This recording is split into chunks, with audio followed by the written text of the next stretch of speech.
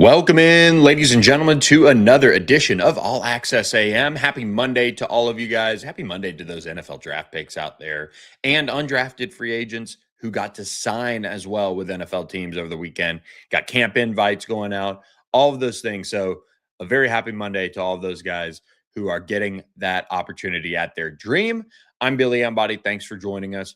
We've got NFL draft reaction, some thoughts on the ACC and what it means for the league, seeing the league tie with the Big 12 for third place among NFL draft picks behind the SEC and the Big 10.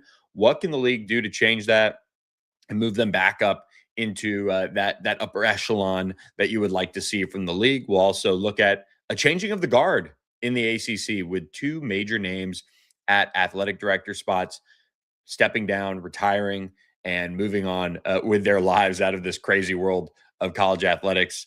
To an extent, I'm sure they'll both advise in some capacity. But we've got transfer portal reaction and much, much more on this edition of All Access AM. Thrilled to have you with us. We will talk NFL draft and what all of that means. But before we do that, I have to remind you guys that our Monday show is presented by our friends at Security National Bank.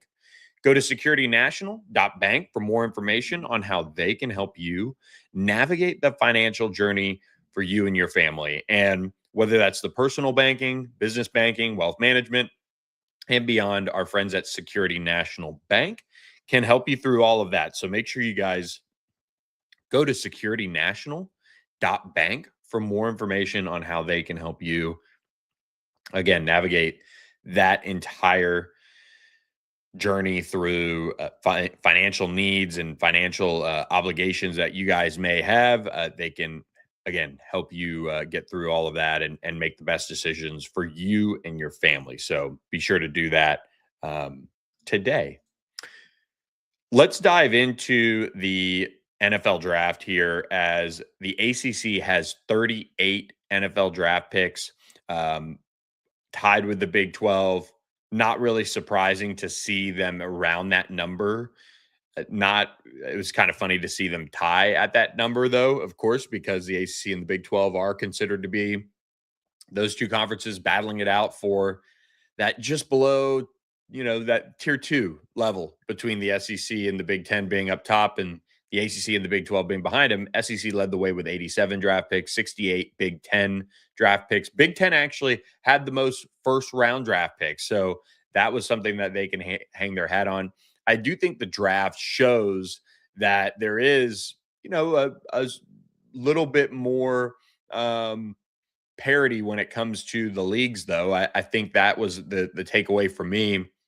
I do feel like when we talk about Clemson, you'll see that in a big way. I mean, just astonishing the number of draft picks Clemson had and how little success they had relative to this year with that group and what they missed out on this season in a sense. But we will talk about Miami. We'll talk about that move back up into that upper echelon for them. But of course, the SEC and the Big 10 leading the way with draft picks, SEC more than doubling up, the ACC and the Big 12.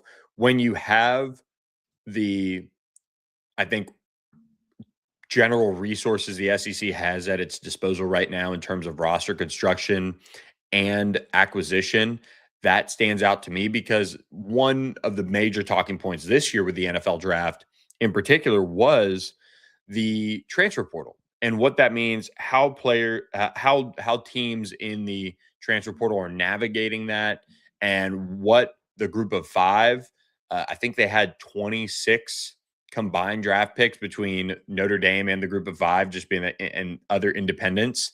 And when you see that happen, you're seeing these players that have been developed for group of five programs or by group of five programs go off to the SEC or the Big 10 or the ACC or the Big 12, and then they get credit, which I think is just kind of wild, even with some of those players seeing a major jump in their ability going into that next year. You're kind of almost pre-cooked in a sense as a prospect by that point. By that point, so I do think that's worth maybe coming up with a better way to talk about this when you see the draft picks come up onto the screen and things like that. I'm sure the guys play some sort of role in saying maybe how they'd like to identify, or maybe they have to do it a certain way. But I've never been a draft pick. I don't know, but you would like to see a little bit more credit to some of these Group of Five programs when they get those players picked, especially when they have that 1 year, when they jump up for that 1 year and they end up getting that credit for those Power Four schools. It's kind of something else. So anyway, the ACC, I do feel like is trending in the right direction as far as roster construction. You are always going to have this hill to climb, though, in today's day and age, with the SEC and the Big Ten just being where they're at with the monetary resources, and the ACC has to find a way to fix that. And the way to do that is to capitalize on your rosters. And when you see some of the draft totals and the draft numbers from the league and where the talent is, there are schools, like we've said, that are not pulling their weight in certain areas. Now, one of those schools that most certainly is pulling its weight is Miami. Miami had a terrific run of draft picks this year. Of course, they had Francis Maui Noah, Ruben Bain. They had Akeem Mesidor in the first round. They had Carson Beck and Markel Brown. Carson Beck and Markel Brown and Jacoby Thomas go in the third round. Keontae Scott went in the fourth. Inez Cooper went in the sixth, and CJ Daniels, wide receiver I'm familiar with in particular, went in the sixth round as well to the Los Angeles Rams, gets to catch passes with Ty Simpson, which was one of the shockers of the first round. But when you see that run for Miami as far as draft picks go, 1, 2, 3, 4, 5, 6, 7, 8, 9 draft picks, that tied Clemson, which was kind of poetic for the top number of draft picks in the draft. In the ACC, they had 12 combined picks between the two programs in the first three rounds, which is really impressive. But at the end of the day, when you see what Miami did and what Miami built and appeared for a national championship this year, and you look over to Clemson this past year and you see what they ended up doing or not doing, it's a huge disappointment if you're a Clemson fan to see that come together the way it did. And David Hale, who writes for ESPN, I love reading his stuff on ESPN, but he also does a good Substack newsletter, which I'm kind of getting into. I don't know about you guys.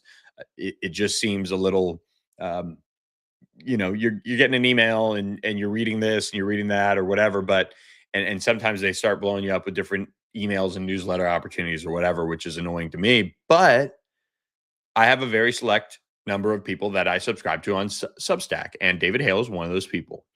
And he broke down the Clemson draft picks, which were Blake Miller in the first round, Peter Woods in the first round. You had TJ Parker and Avion Terrell go in the second, along with Antonio Williams going in the third to the Commanders, which I think is going to be a great fit for him.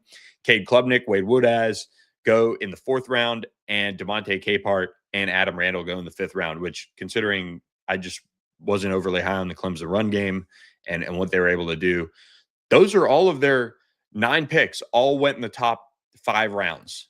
Just really impressive stuff. Clemson finished 7-6 last year. Here are the number of picks so for teams at 9 draft picks and above, Georgia, well, this was 2020, so they went 8-2. Georgia went 8-2 with 9 draft picks. So, and that was a shortened COVID 2027 season. Just about every single other program won a bunch of football games. Some won national championships. And generally speaking, they all hit that 10-win mark. Now, there's some COVID teams sprinkled in there. But outside of the 2020 LSU roster, this is or the 2021 LSU roster that won 6 games. Ed Orgeron fired halfway through the season. They had 10 draft picks off that team. The 2025 Clemson Tigers, with their 9 draft picks, went 7-6. Unbelievable. Every non-Clemson team on the list with 9 draft picks or more had a combined win percentage of 86.7, or over the course of a 13-game season, they went roughly 11-2 overall. And it is just wild to see the season that Clemson had go to waste. And it's unfortunate. I don't want to sit here and harp on Clemson when those guys are celebrating a huge moment for their life. But there's a lot of things that have to change around Clemson. They have to change what they did with Dabo Sweeney going out and grabbing Chad Morris. We'll see if that works. I don't know. The jury is certainly out. I think a lot of that is going to have to do with, do they hit on the quarterback position? Do they not?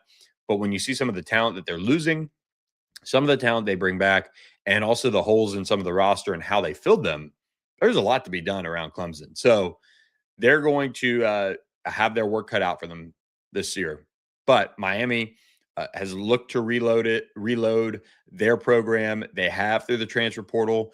They're going to be among the best teams in college football next season, I would imagine. Darian Mensah comes in, and he's going to have a chance to raise his draft stock if he chooses to leave after next year, which is wild. And theoretically, I haven't checked his redshirt status, but maybe he even has 3 years. Could you imagine? He could be a $20 million quarterback one day. But Miami does have plenty to tout as far as the NFL draft development, what they did with guys like Ruben Bain, Hakeem Mesidor. Of course, Carson Beck came in pretty cooked in the right way, in a sense already as the quarterback at Georgia for so long and having the experience he did. But you see guys like Francis Maui Noah, they get to realize their dream. That's such a cool deal to see those guys. We spoke with Francis Maui Noah before the season at ACC Media Days. Just what a great guy. Really, really thrilled for him. Thrilled for Ruben Bain. Hakeem Mesidor gets a 4-year deal for almost $20 million. When you see what these guys got, like Ruben Bain getting from the Bucks, he's going to get a 4-year deal worth roughly $22.8 million. Francis Maui Noah, 4-year deal, $29.6 million. So pretty much $100 million ish right there for Miami Hurricanes in the early goings of the NFL draft. Blake Miller was the Clemson offensive tackle taken in the first round as well, with Peter Woods grabbing a spot in the first round late. Here's one for you. Georgia Tech offensive lineman Keelan Rutledge did end up in the first round, the 2026 NFL draft. He went at number 20, and the Houston Texans traded up to grab him. He was a 2-time first-team All-ACC selection.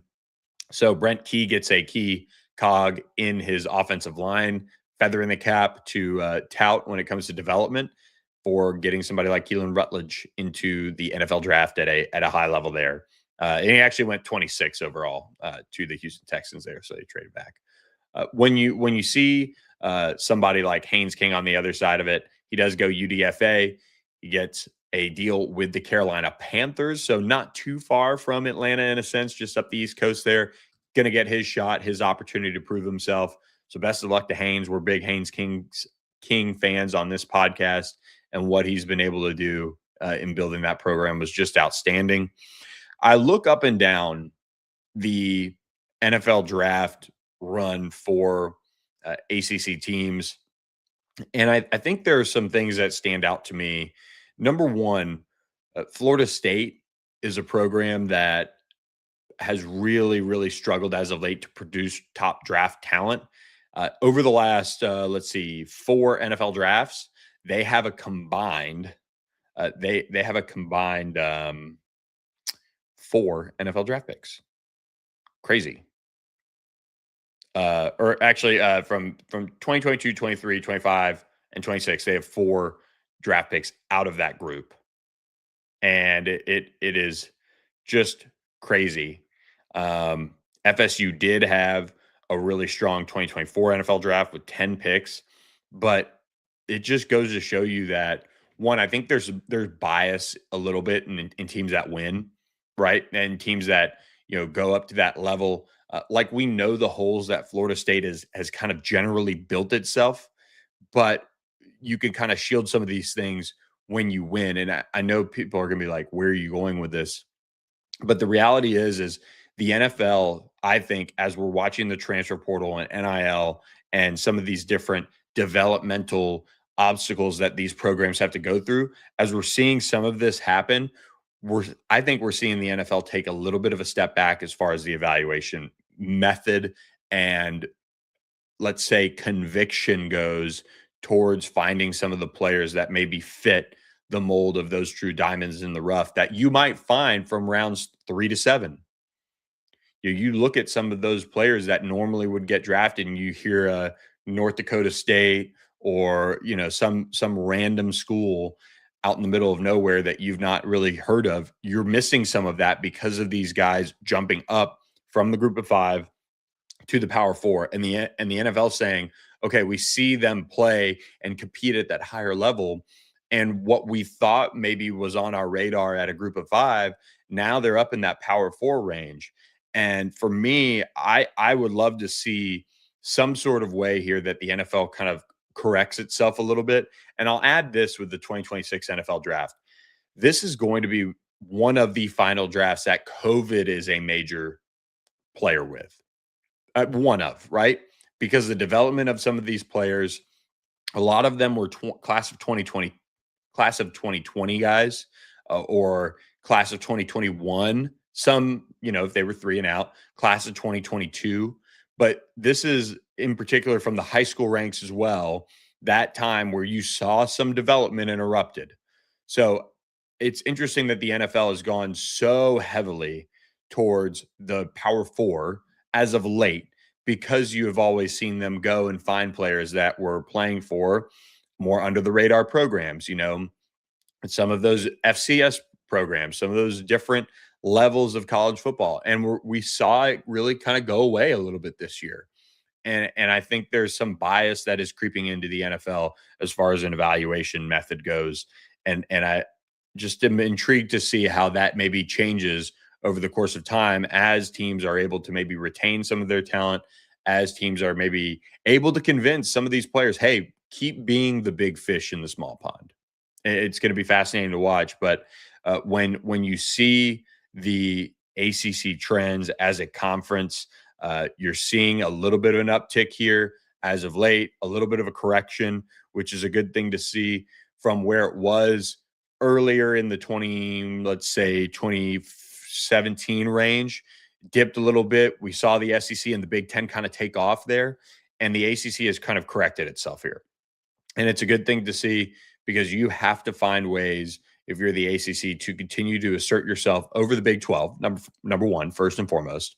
And as you see your draft pick number maybe rise out of that, you have to find a way to then assert yourself and start creeping in on that SEC Big Ten. And I've said this, it comes with investment. It comes with that investment from these schools and saying, look, we want to be great at football. We want to be at that super high level.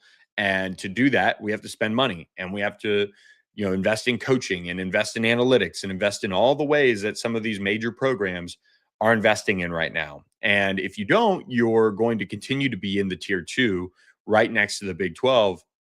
And that's going to be a talking point, of course. And it's something that you're going to have to overcome.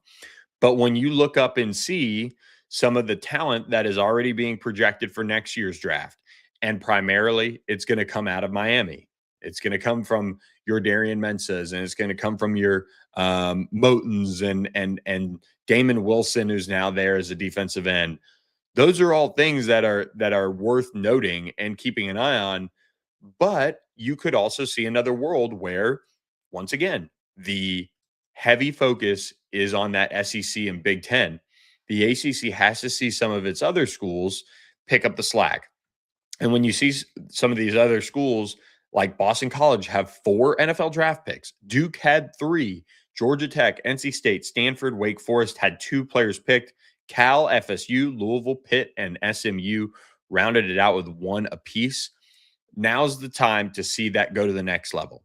And I think if you're asking me the types of programs that can see their status jump up a little bit, I think here's where programs like Pitt, SMU, Louisville, this is their time to get into that 4 draft pick range. And SMU, I think, had a little bit of, and as most of you know, listening to this, I cover SMU at ontheponyexpress.com, part of On3 and Rivals. SMU had a little bit of almost bad luck this year when it came to potential draft picks.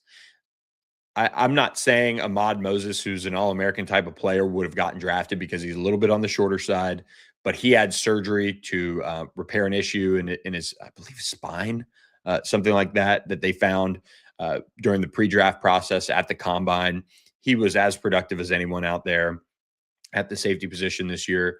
When you see Jordan Hudson, their star wide receiver, get hurt on basically the second offensive play, I think, of the season and miss time until they played TCU. He missed some opportunities against Baylor. He was coming back against TCU and still made a bunch of plays. Clemson, he made some huge plays for SMU. When you see that player play through what he did and he goes undrafted, signs with the Cowboys, he's going to get his shot. But man, when he's on, he's one of those top wide receivers just from a competitiveness level, from a production level. And it's kind of disappointing if you're SMU to see some of those players, RJ Maryland, Isaiah Wacobia, both were either hurt recovering during the season or were hurt during the draft process. And you're just not seeing some of those teams have to take that risk on drafting a player who's still recovering from something. So SMU had some missed opportunities this year with the draft process and who they could have picked. But you look ahead to next year and you say, okay, Kendrick Raphael, if there's a fifth year that is most likely approved, he could, in theory, come back to SMU, which would be, great for SMU, assuming they get what they liked so much out of the transfer portal with him. But if not, if he wants to go pro as a running back who's got some wear and tear on him, he could be somebody, if he hits 1,000 yards, that you could look at in the NFL draft. PJ Williams, their star offensive tackle. They've got defensive linemen that are going to be out of eligibility. They have some nice corner pieces. They have, more talent at the linebacker position. They've got some pieces that could very well, Addison Nichols, one of their starting offensive linemen, could very well be NFL draft pick type material. So then you look at Louisville and you see Louisville with all of the talent that they have on that roster and what Jeff Brom has done. And by the way, we'll talk about him in just a moment. He, of course, signed his new contract. Big deal there for him to stay, a bunch of money for Jeff Brom. But when you see the amount of talent that they've brought in through the transfer portal, you've got to say that they're going to be one of the top teams in the ACC or have a shot to be. But then when you see what they've retained and what they've been able to bring in, I mean, Tyler Thompson coming over from North Carolina, he was one of the top pass rushers in the ACC. They've got Trey Richardson from Vanderbilt. They have Isaac Brown at running back. They've got a bunch of talent at Louisville. They need to take that next step. Pitt needs to take that next step of getting back to some of the NFL draft production that they've had. And NC State, another one that had 2 players picked, plenty of talent there. Of course, over the course of that program's lifespan, that they're not winning enough games right now because of it, which we've talked about. And I do want to shout out Brandon Cleveland, a Tampa, Florida native from NC State, getting selected by the Las Vegas Raiders. He is the first draft pick to come from Carrollwood Day School, my high school, and just school overall. So excited for him. He goes in the 7th round to the Raiders. So congratulations to Brandon Cleveland making history for Carrollwood Day School down in Tampa, Florida. Duke did finish with 3 draft picks as well. Chandler Rivers is one that I thought, after the 2024 season really would have been, probably a day 1 pick, maybe day 2. Wesley Williams is another impressive player, lands with Jacksonville. Brian Parker, the second at guard, goes with Cincinnati. So Duke getting a little bit of movement there in the NFL draft world as well. Talk about Boston College with really a couple of offensive linemen and Logan Taylor and Jude Bowery, Lewis Bond going at the 6th round to the Houston Texans, and then Quintavious Hutchins going to the Patriots in the 7th. So BC, surprisingly, the 3rd ranked team in terms of draft picks in the ACC. So lots of takeaways. I just feel like the ACC has to continue to invest. They have to continue to invest in coaches. They have to continue to invest in their programs to take advantage of some of the talent that they have. There's no doubt that there's work to be done, and they've got to find a way to make it happen. So with that, do want to remind you guys to take advantage of our friends at Sportsmo. They will help you build out your college team's roster at an even higher level than you thought was already possible. They have all of the tools with micro donations to support your favorite student athletes at your college of choice. And you can then make those tax deductible donations to those programs and get that support that you need for them to make sure that you're able to see it come to fruition and see the talent take advantage of that with your support. So make sure you guys check out our friends at Sportsmo. The season is over for most teams, but you can download the Sportsmo app and start making your plans for the 2026 football season. Sportsmo lets you make a more direct impact on the game because it lets you, the fans, fund your favorite college football teams in a straightforward way. In a you win and I'll give way. In a I need you to show me your running game is alive and then I'll donate way. These real-time tax-deductible microfunds lead to impact your team can feel. Every cent you send mixes with every drop of sweat they put in. Form your squad. Boost your friends when a play comes through. A new way to follow the game. And cha-ching, your favorite team. So what do you say, difference makers? Ready to power the play? Sportsmo. Download today. Let's smo. That's right. Let's smo on as we get to the changing of the guard segment here on All Access AM. Big news over the weekend, or I guess came out just before the weekend. Miami Athletic Director Dan Radakovich is planning to announce his retirement, and the rumor mill has already started around this one, which will be a highly, highly coveted job in the college athletic space. He has been the director of athletics at Miami since 2021. He came over from Clemson and ended up grabbing Mario Cristobal, revamping that program and landing in the national championship game just this past year. Jay Lucas making a splash as the first-year basketball coach down in Coral Gables. And Radakovich was the Georgia Tech athletic director as well before heading over to Clemson. He was at American University before that.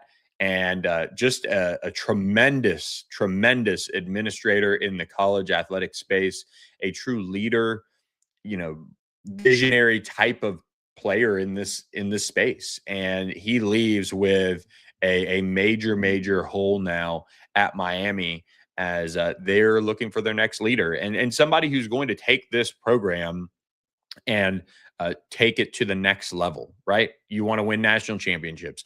They have a strong Adidas deal. They have this, they have that. Okay, how do you address facilities and take it up to the next level? They're pushing the envelope and pushing everything to the next level. When it comes to NIL, Miami is one of the hottest programs in college athletics right now. So how do they take that and take it to the next level? That's going to be what the next AD at Miami will have to look into and take it to the next level and accomplish that. But the interesting thing is already a name has emerged, according to ESPN's Pete Thamel, sharing that Michael Yormark is a name to watch as a target. He is the president and CEO of Rock Nation Sports International and the twin brother of Big 12 Commissioner Brett Yormark. Man, what a world that would be. He's been the co-CEO of Rock Nation, or he became the co-CEO of Rock Nation Unified in 2019, along with Brett, and then was also the president and COO of the Florida Panthers. So he's got those South Florida ties, even though I dislike the Florida Panthers with every just inch of my being. And of course, he did run the Panthers when they really weren't that great. So there is something to be said there. But when you see his name immediately get floated, you immediately think, okay, interesting. That approach would be quite something. But also when you see a name like that come out, that is not a traditional administrator, that is that would be, I think, not necessarily something that we're seeing at a high level right now in the space of college athletics, but with programs having to look at all sorts of different means of revenue and revenue generation, you're seeing programs look at all sorts of different avenues and look at different paths that maybe they wouldn't normally take. And so I don't know if that will be the route that Miami ultimately goes. I'm just sharing it because it was one of the first things that came out and was reported early on when this happened. So going to be interesting to watch that unfold with Miami now in the hunt for a new athletic director. But Miami's not the only one. Virginia Tech athletic director Whit Babcock announced his retirement. His tenure will end June 30th, and he announced the news this past week. And he's been the athletic director for over a decade, since 2014. He was majorly involved with getting James Franklin there, as well as grabbing Buzz Williams' away from Texas A&M. That was an interesting one. He's now, got Mike Young running the show there for Virginia Tech, and the next AD, we'll see, may very well have to hire a new basketball coach if Virginia Tech continues to fall short of the NCAA tournament. But they need a little bit of fresh blood there in Blacksburg as well, because this is a unique challenge. Everything that makes Miami unique and marketable, it is almost borderline the opposite in Blacksburg, Virginia. In Blacksburg, Virginia, you have Lane Stadium. You have that electric environment that they have that's on campus that is one of the most notable and recognizable places in college football. And you have the diehard fan support game in, game out that has sat through the dark days of Virginia Tech football. It's almost similar to Nebraska in a sense. Nebraska fans have really not enjoyed much success since the 1990s. Now Virginia Tech, which was the brand, arguably in the ACC, along with some of those other ones that have really built the league, you're not seeing them at the forefront. You're seeing them now at the forefront of intrigue, and you're seeing them at the forefront of a program that could be on the rise with James Franklin. They went big in the transfer portal. They've reworked their dollars to support football in the right way. But at the end of the day, you're going to have somebody who's going to take over that athletic department and think about things a little differently. And when you do that, it's going to be a shakeup. And there's going to be people that have been there for a long time that it's going to impact them, and they're going to find different roles or different opportunities and probably move on. But you have to think about NIL, revenue generation, and that overall experience for building that football program up to the level it needs to be differently now more than ever. So I know the president stepped down at Virginia Tech recently, I believe, as well. So a lot of changes there in Blacksburg. It's going to make sense to get somebody new in there. And this is probably the right time for Whit Babcock too. He can hang around. He can spend time. He can be somebody that can certainly bounce things off of for the next athletic director. But you're also seeing somebody who has done a lot and made a major impact for that university. And so don't be surprised if they go a little bit more traditional hire, is my guess. I don't think we're going to see something like Michael Yormark's name get floated at Virginia Tech. What Virginia Tech needs is almost like a Ryan Alpert type of hire, kind of young, hungry, but has skins on the wall. I don't think you're going to go see Virginia Tech take another sitting Power 4 AD. And, that is something that I think has served Georgia Tech well. Ryan Alpert's been, kind of a hot name in AD circles for a while. And if Virginia Tech goes out and grabs kind of somebody who can energize the program alongside of James Franklin, it really could be a major alignment level that we haven't seen from Virginia Tech in a minute between both the athletic director and the football coach. They now have that for another, 2 months with James Franklin and Whit Babcock working there. But it is still a program that needs to go back to that next level of alignment, and they'll get a chance to do that as they build out their new athletic director. So before we move on to the transfer portal in basketball and that run of commitments that we saw over the weekend, I do want to remind you guys as well that we are presented by our friends at Corporate Magic. Corporate Magic does so many incredible events around the globe. And you've probably seen some of them, but you just don't even realize it. They've done events for millions of people that have been broadcast around the globe, and they continue to build things up at a high level for their partners. And whether you need a concert, whether you need a national sales meeting, whether you need an event experience that spans days or weeks or what have you, Corporate Magic can do it all. So learn more at corporatemagic.com and see what they can do for your brand today. Whether you're a Fortune 500 company or a company that needs to make a splash in general to get up to that level, Corporate Magic is there for you. So make sure you guys reach out to Corporate Magic at corporatemagic.com and share with them your vision, and they'll make it happen.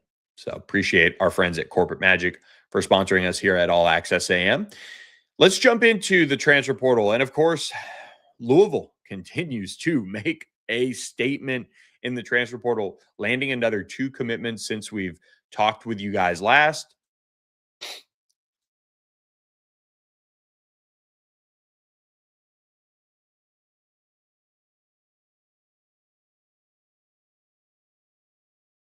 Winning Louisville has brought in USC 7'5" center Gabe Dines, winning a major recruiting battle for him.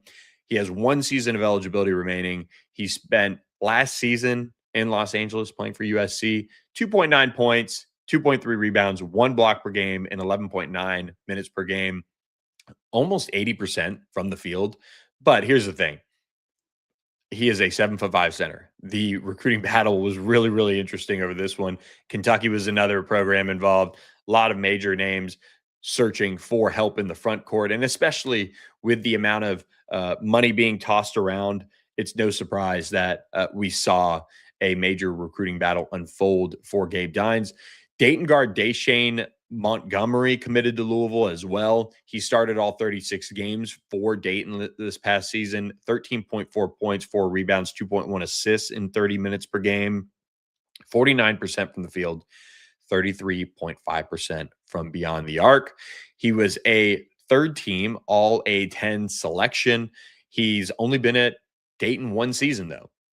Transferred after spending 2024-25 at Georgia, where he made 17 appearances, 6.5 points in 15.7 minutes per game. And naturally, you can't do college basketball without transferring all 4 years. He started his career at Mount St. Mary's, where he was the MAAC Rookie of the Year. So just wild run from Deshane Montgomery.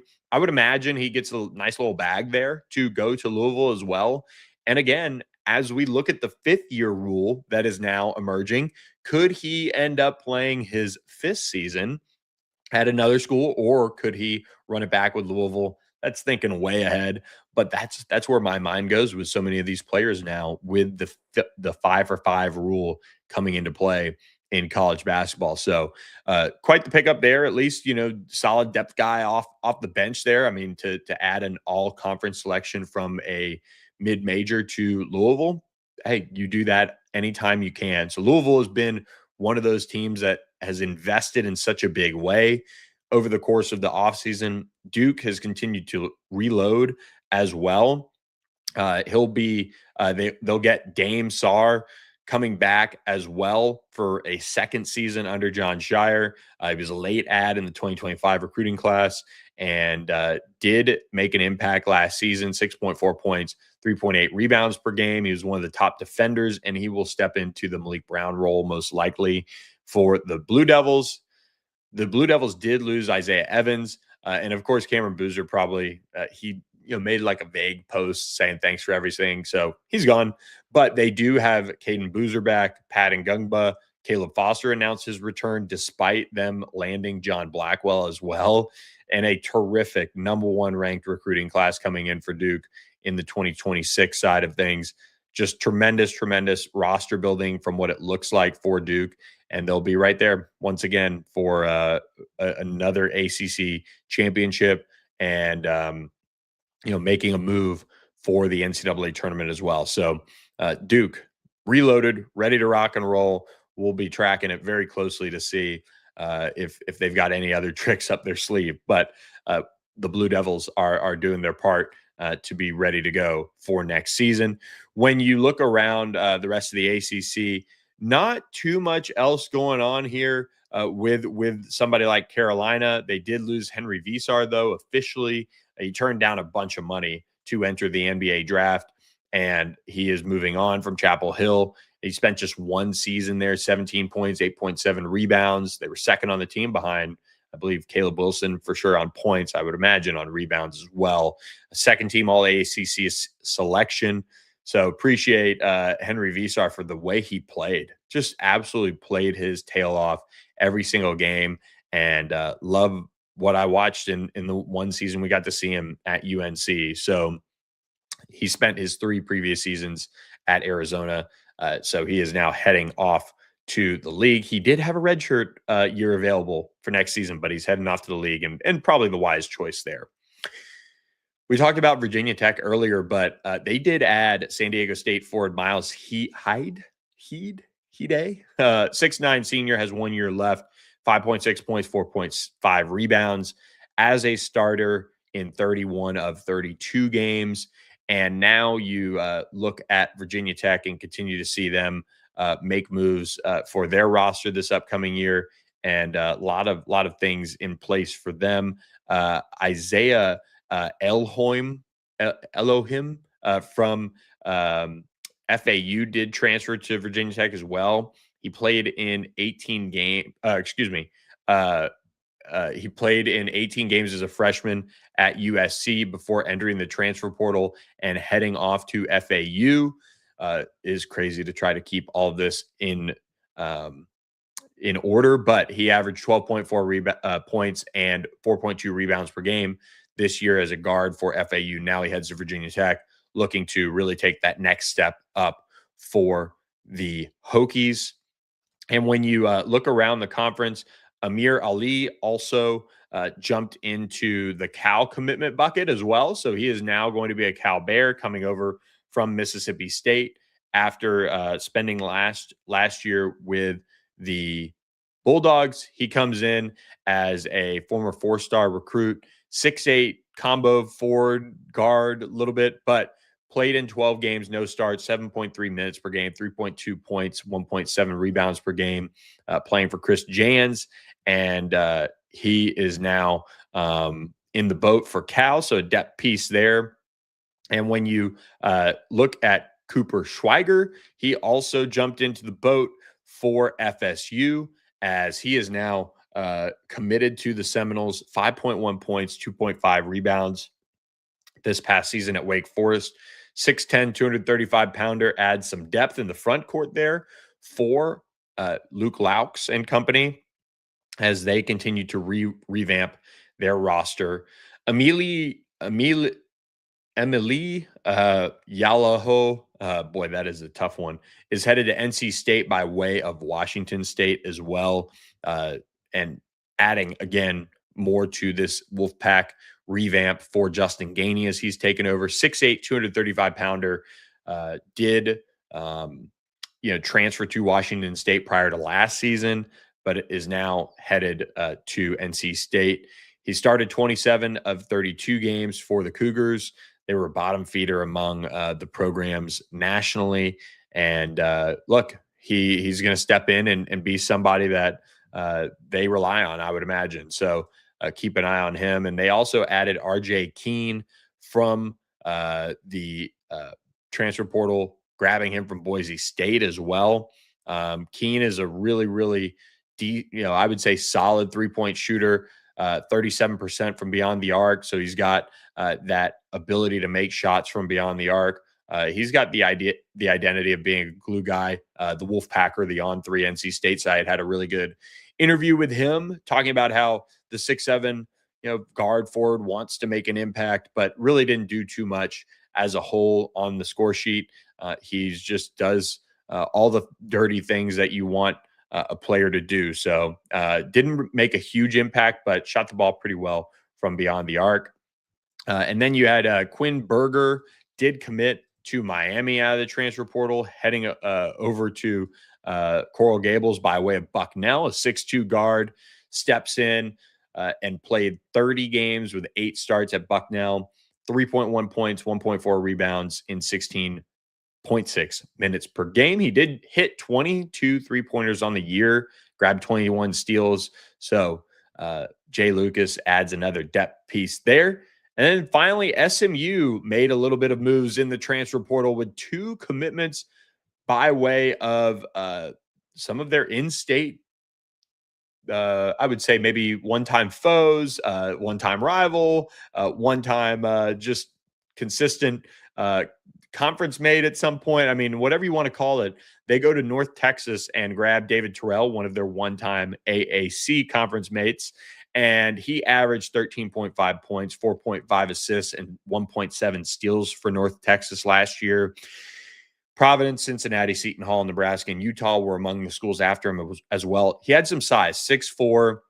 He was 4th in the American in steal percentage, number 3 in the conference in assist percentage. He shot 43% from the field. Not a great three-point shooter, just 25% from beyond the arc. But this is a Dallas native who has 1 year of eligibility remaining, at least as of now. Could have a 5th. But he played and started in all 33 games for the Mean Green.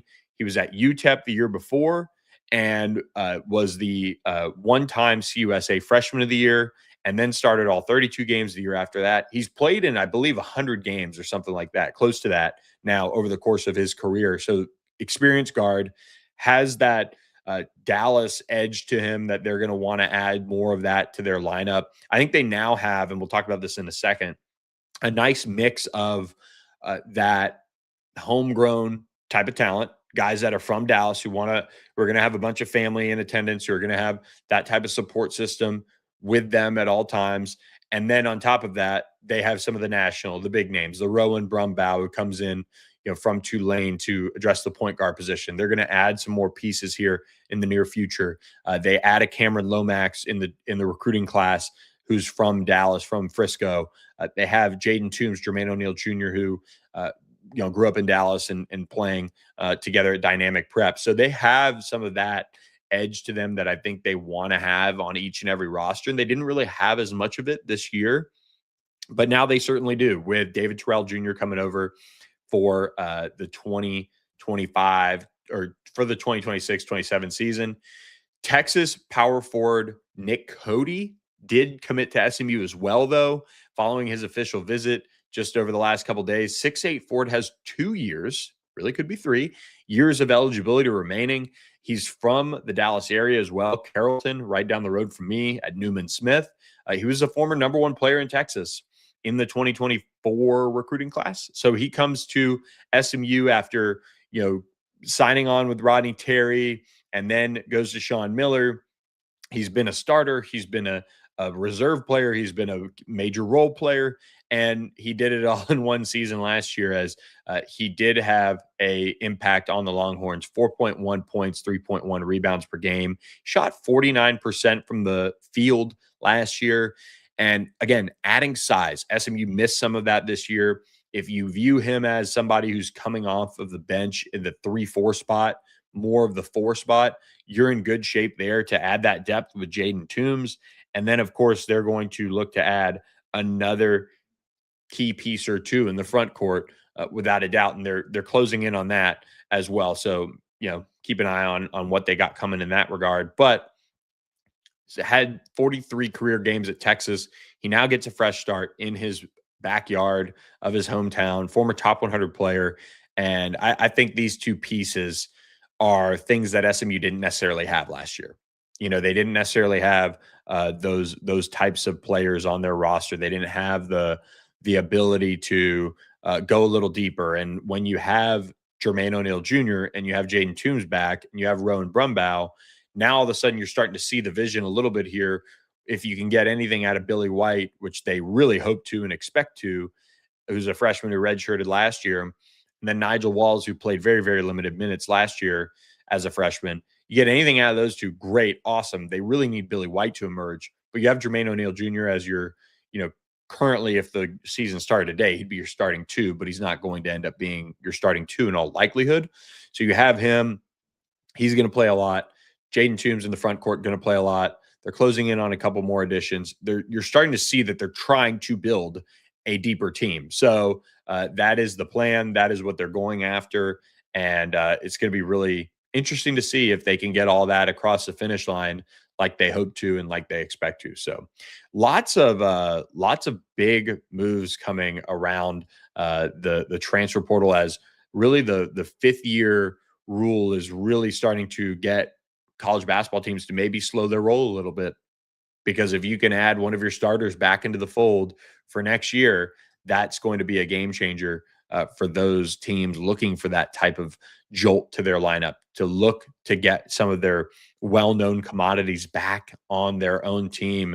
That's what they're working on, and that's what is really going to play a major impact here over the final, let's say, couple of weeks, I guess, or maybe beyond that, for the true transfer portal window, as these teams have now had plenty of time to discuss numbers, discuss roles, discuss all those things with those agents. And it is going to be that final push that will really determine the market and determine where some of these players land.